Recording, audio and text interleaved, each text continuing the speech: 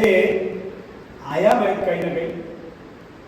आयाम म्हणजे किती प्रकारची आपली कामं आहेत ते सगळ्यांना माहिती आहे. पत्रक आपण वाटतो, यावर्षी काही छापली नाही होती तेव्हा कुठं सांगता येत होती आपल्याला. असं व्हायला नको की आपण कोणाला तरी भेटायला जातो आणि सांगा काय म्हणतंय तुमचं. आम्हाला आरोग्यवादी सांगताच येत नाही. असं अनेक वेळा जाणवतं सोबत कोणाच्याही गेल्यानंतर त्यांना आरोग्यवादी सांगताच येत नाही. आपण नुसतेच कार्यकर्ते असतो. भाषणगिरी करायला कोणाला तरी दुसऱ्या व्यक्ती दिलेला असतो. म्हणजे माझ्यासोबत गेल्यानंतर दुसरा कोणी बोलतच नाही.